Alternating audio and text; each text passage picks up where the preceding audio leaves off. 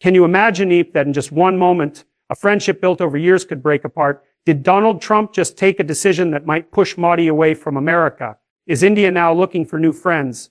Russia, China, and those countries it once kept a distance from? Is this 25% tariff just a matter of business, or is it a sign of something much deeper, a political storm? Today's story isn't just about policies and trade. It's about the emotions of every person who once saw hope in India, America's bond, and now that very hope has been crushed. There was a time when world leaders said, Modi and Trump are a unique pair. In Houston, people chanted Howdy Modi, and in the streets of Delhi, Namaste Trump banners were shining bright. Millions of hearts were filled with the hope that India and America would walk hand in hand toward a better tomorrow. Science, technology, trade, defense. In every field, their partnership was growing stronger. But today, one cold, calculated decision casts a shadow on this relationship. Donald Trump has imposed a massive 25% tariff on India. It's not just a number, it's a messaging. From now on, we think only of our own benefit. Narendra Modi, the leader many call the silent lion, stayed quiet, but his eyes held anger. A betrayal from a friend he once called a strategic partner. Modi didn't speak much, but every step he took after that showed he had already chosen a new path. Now India has shifted its focus toward Russia, where oil is cheaper, toward China, once considered an enemy, but now a business partner, toward the Middle East, Africa, South America, where new roads are being built. One decision forced Modi to put friendship aside and put the nation first. And when a leader chooses country over alliance, you know something truly deep has been broken. Think about it, Ip, can a tariff, a simple financial rule, really have such a huge impact? But when that 25% burden falls on small Indian businesses, when Indian farmers' goods become too expensive in American markets, when software engineers find it even harder to get into the USB, then it's not just a tariff, it's a crack, one that runs from the economy to the heart.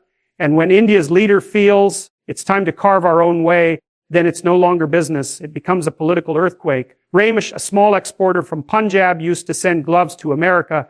Now his exports have stopped. Sheila, an IT engineer from Bangalore, was dreaming of an H-1B visa. That dream is now slipping away. There are thousands like them whose hopes have been crushed by this 25%. But the most painful part, the people who believed that America was India's true friend now simply say, looks like we were alone in that friendship. Did Donald Trump think the India he's ignoring today might soon form strong alliances with Russia? That same India may buy defense systems from France and Israel instead of the U.S. That same India, which America once called a pillar of Asia, has now turned its back. Politics isn't just a game of votes, it's a relationship built on trust. And when that trust is broken, the distance begins to grow. Today, America has risked losing a trusted friend. So now the big question is, will this friendship ever return? Will Modi and Trump ever smile together again? Or will this just be another story, remembered like an old memory in history? Do you think India and America should work together again? Or is it time for India to walk its own path with Russia, China, and the rest of the world? Once, friendship meant more than shaking hands. It meant connecting hearts. And when the heart breaks, it's not just relationships, entire paths change. Modi's silent anger Trump's tough decision India's new direction. This is a turning point. A point where global politics is shifting right before our eyes. Now the world is watching. Which direction will India take? And Americag, was it worth losing a loyal friend over temporary gain? This decision will shock you. This story will touch your heart. So I ask you this, when a friendship breaks, does a new path begin? Or are we left with only silence? And when a friendship breaks, it's not just the heart that shatters. The direction of an entire nation changes. Modi, with a heavy heart, made a decision. We will now look toward those who never turned their backs on us in hard times. The first hand was extended toward Russia, a country that has always stood by India. When the world tried to stop India from becoming a nuclear power, Russia said, "We stand with you." Today, that trust has been reborn. India gets affordable oil, defense deals are signed, and an old friendship finds a new meaning. Then India turned toward the Middle East. UAE, Saudi Arabia, countries once seen only as oil suppliers, are now trusted partners in trade and technology. Indian brands now shine in Dubai's Malsby, and India's hard work is bearing fruit on Arab soil once again. Africa, too, is walking with India. Where Europe once exploited, India has built hospitals, schools, and hope. And today, African leaders say, India is not just a partner, it is our brother. And the most surprising turn, even with China, a new thread is being woven. Where once there was tension, now there is trade. Soldiers may stand at the borders, but deals are being made in the markets. This is wisdom, where emotions step aside and national interest leads the way. India has shown the world we don't need to beg. If friendship isn't offered, we'll carve our own path. Today, India is rising as a leader within BRICS. It stands strong in the global south, and at the G20, while everyone looked to America, India held its own seat and said, we will unite the world, but we will bow to no one. And this is not just a story of politics. This is the story of crores of Indians who dream of a nation that walks with its head held high. A country that never bows, never follows blindly, but builds its own road. So when America imposed a 25% tariff, India picked up 100% self-respect. And today, the world watches in awape. The India once known only for software is now a rising power in diplomacy, defense, and development. So the question isn't what Trump did. The real question is, will he ever realize that the India he chose to ignore has now become the game changer of the world? And to everyone watching this, a humble requesting, if you believe that India should continue walking this path of dignity, strength, and self-determination, then share this story. Because this isn't just about one country. It's about anyone who has ever been broken, but chose to rise again by believing in themselves. So ask yourself, when a friendship breaks, does life end? Or is it in that heartbreak that a new India is born? They promised us friendship. They stood in our stadiums, waved at our people, held our flag, and they turned their back on us. When Trump imposed a 25% tariff on India, it wasn't just a business move. It was a slap on the face of trust. A friendship we thought was growing suddenly felt like a lie. And then what happened next broke every Indian heart even more. The same Americag, the same Trump who once said, India is our strongest ally, is now opening his arms to Pakistan. Pakistan, a country known for breeding terror, a country that sent bullets across our borders, that sheltered the killers of our soldiers and still denies justice. And yet today, Trump calls them a partner. He praises their role in peace. He talks trade, diplomacy, and even lifting restrictions. Then what were we, Mr. Trump? Just a photo op, just a handshake for your crowd. Was howdy Modi just a political stunt to gain Indian American votes? Because today, the people of India feel cheated. Not by war, not by poverty, but by something much deeper, broken trust. We remember your words, Mr. Trump. We love India. Modi is a great friend. We stand together. And today, we watch as you stand with the very nation that has spilled Indian blood, and you ask us to trust you again. We are not fools. You sold us dreams, made promises, took our markets, took our people's admiration, and in return, gave us betrayal. And today, the youth of India, the farmers, the small traders, the IT professionals, they're not angry, they're hurt. We welcomed you like a guest, and you left us like we meant nothing. India doesn't need a friend who holds our hand on stage, but shakes hands with our enemies behind closed doors. The people of India are not just watching, they are remembering.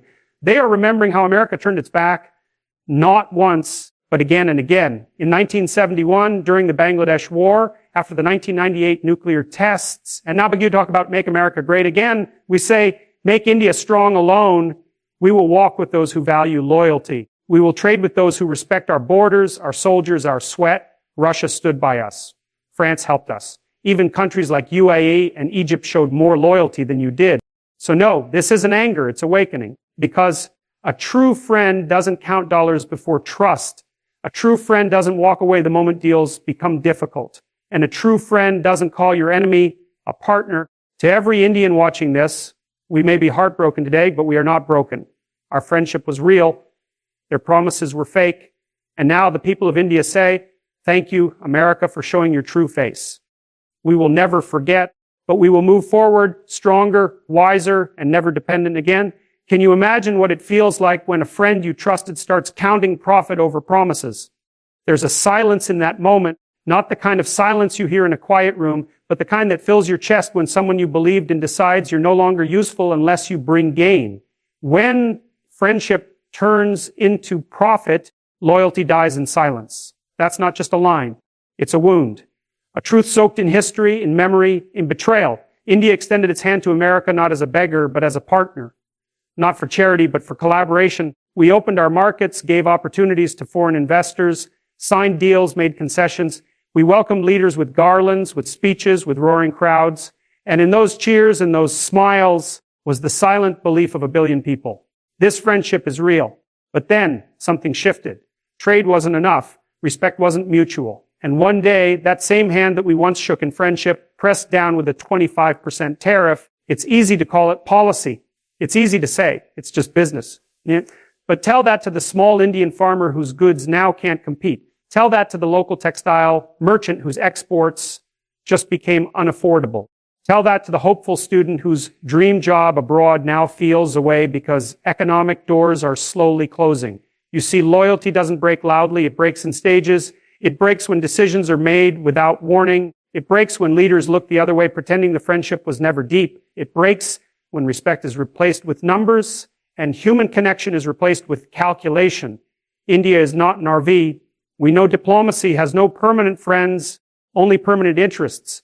But even in the harshest truths of geopolitics, there is a line, a sacred line, where loyalty holds value, and that line was crossed the moment profit was chosen over partnership, the moment we realized that we were never seen as equals, only as a market, a vote bank, a temporary advantage. And the worst part, we didn't scream, we didn't break alliances publicly, we didn't shout betrayal, we went silent, because in India, when the heart breaks, the voice doesn't always rise, it withdraws, it remembers, it reflects, and it never forgets. There is a strange kind of pain in that silence, the kind where you don't know whether to feel angry or ashamed, ashamed for believing too deeply in words that were never meant to last, ashamed for thinking that friendship was mutual when it was always conditional. And as we watched America turn its favor toward those who have spilled Indian blood, as we saw warm handshakes with nations that have harbored our enemies, we didn't feel rage. We felt cold realization. This was never about us. It was always about gain. It was always about control. And the day gain stopped, so did the smiles. But the silence in which loyalty died, that was the moment something far more powerful awoke. Because when a nation feels used, when its heart breaks in the quiet, when its people see the truth without needing it shouted, they do not collapse, they rise. But not with vengeance, with vision, with clarity, with new resolve, because the greatest tragedy is not when an enemy attacks, it's when a friend forgets your worth. And in that forgetting, something dies that can never be rebuilt in the same way again. Not with words, not with deals, not with handshakes. Only time will speak now. Have you ever felt what it's like to be left behind by someone you believed would walk beside you? That feeling doesn't come like a storm. It arrives quietly. It slips into your chest when you realize that someone you trusted simply turned away. Not because you changed, but because they never really intended to stay. India didn't walk away from America. America walked from India's trust. Let that sink in, because that's not just a sentence. That's the sound of something sacred being lost. Not trade, not policy, but belief. Belief that two democracies could build something stronger than deals, something built on respect. Belief that shared values meant shared futures. Belief that when a partner says strategic ally, they mean more than just temporary gain. For years, India stood steady in its commitment to America. We stood by them in global forums. We supported their industries, welcomed their companies, gave space to their voice on our land. When they needed tech support, our engineers stepped up. When they wanted a partner in Asia, we raised our hand, not with fear, but with faith. We didn't need to beg for friendship. We offered it freely. And in return, we expected nothing more than honesty and respect. But what we received was silence when we needed clarity, dismissiveness when we needed dialogue, tariffs when we needed trust. And when Donald Trump signed a 25% blow into trade, it wasn't just goods that were targeted. It was faith. It was the idea that we mattered, not because of how much we buy or sell, but because of how deeply we believe in fairness. People in India didn't cry out in protest. They didn't chant in anger. They paused. They watched. And in that pause, the truth became painfully clear. America had taken the exit. They walked out of the room of trust quietly as if no one would notice. But oh, we did, because trust doesn't vanish in one act. It erodes slowly, through ignored calls, through changed tones, through decisions made without consultation. It was in the way friendship became strategy, and strategy became convenience, and convenience became abandonment. And while India stood still loyal, waiting, America chose a different path. They began shaking hands with those who have betrayed us. They offered smiles to those who gave us sorrow. They began calling our enemy partner. And in doing so, they didn't just reject diplomacy. They insulted memory, the memory of our sacrifices, of our support, of the belief that friendship was not just a word, but a responsibility. Imagine the heartbreak of a nation, not because trade became difficult, but because it became clear we were only useful when profitable and disposable when not. The pain isn't in losing a deal. It's in realizing that the one you called a friend never saw you as anything more than a convenience. We didn't walk away from that friendship. We didn't turn our backs. We stayed at the table. We waited. We listened. And then, in one quiet moment, we realized we were the only ones still there. That moment.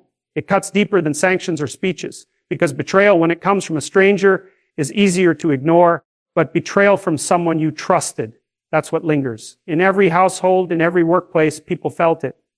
Not through headlines, but in their hearts. The student who dreamed of working in Silicon Valley, the trader built business ties overseas, the common man who believed in a future shaped by shared strength, they all felt it. And still, we didn't shout, we didn't slam doors, because India is not loud in its grief.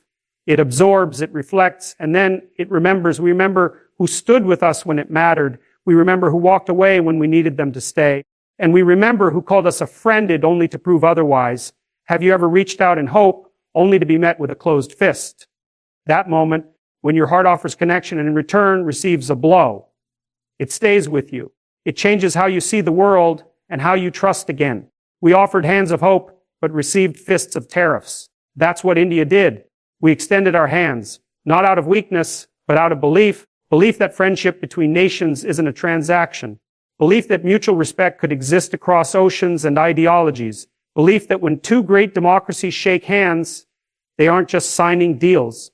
They're shaping history. When Prime Minister Modi stood in America and Donald Trump stood beside him, we saw something powerful. Two nations, two leaders, two legacies. The crowd cheered. The words rang loud. The world's oldest democracy and the world's largest democracy. Together, unstoppable. And for a moment, we believed that this wasn't just performance. We believed this was the beginning of something real. But belief is fragile. It doesn't take word to break it. Sometimes all it takes is a single stroke, a pen, a policy, a tariff, a decision made behind closed doors with no explanation, just impact.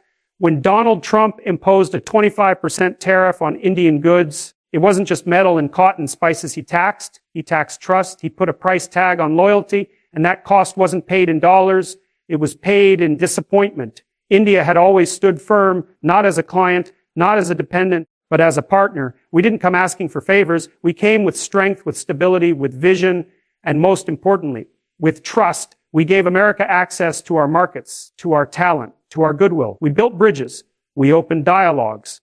We stood beside them when it was easier not to.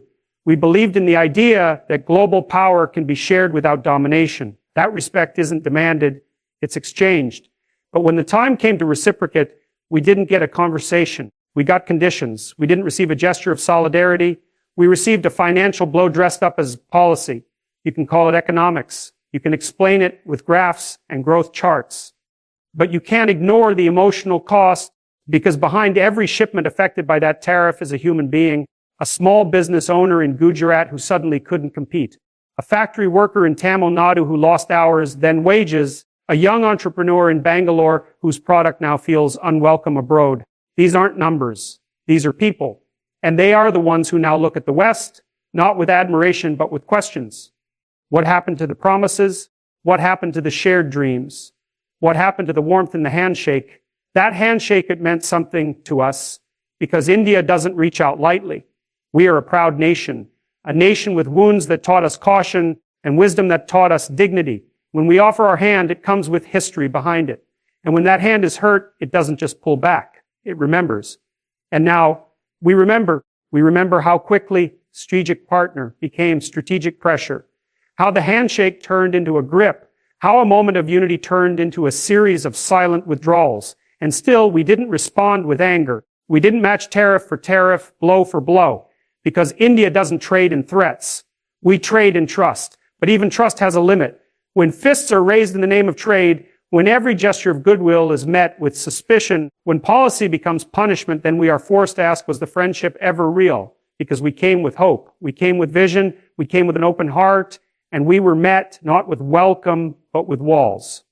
And now, we stand at the edge of a new chapter, not because we wanted to walk away, but because we were pushed there.